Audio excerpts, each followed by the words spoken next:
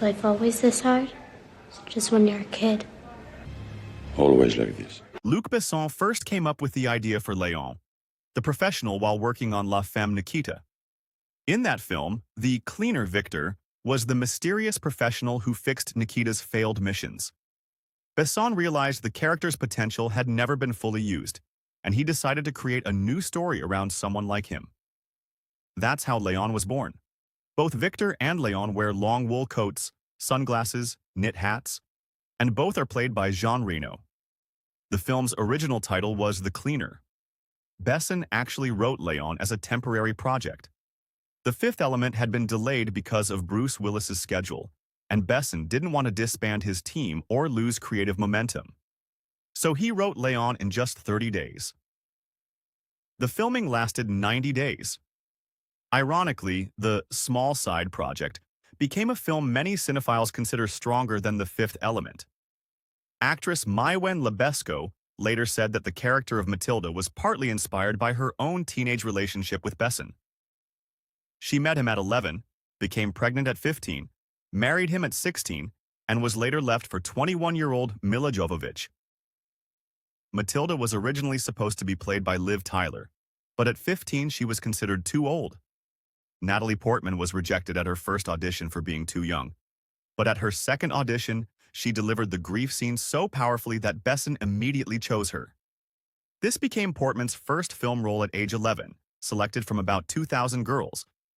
In 2018, Portman revealed she faced sexualized attention after the film's release, calling the experience sexual terrorism, due to the way the young character was dressed and the implied attraction in certain scenes. Léon was always written for Jean Reno.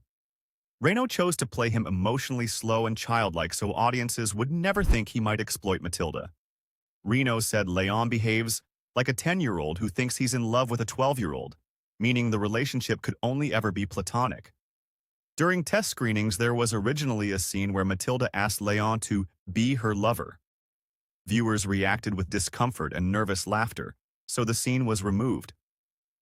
More suggestive scenes existed in the original cut, but they were removed from the American release. Some of them reappeared in the international version and European DVD. When filming the emotional scene where Matilda finds her family dead, Portman couldn't cry. Eventually, a crew member put peppermint oil in her eyes. It burned so intensely that Portman says she learned to cry on command afterward. Léon's iconic line, Bring me everyone. What do you mean, everyone? Everyone! was completely improvised. Gary Oldman asked the sound engineer to remove his headphones, then screamed the line at full force.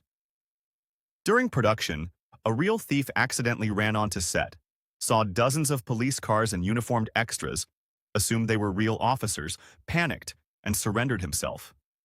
In the final scene, Matilda plants Léon's beloved potted plant in her schoolyard, believing it will grow roots and preserve his memory.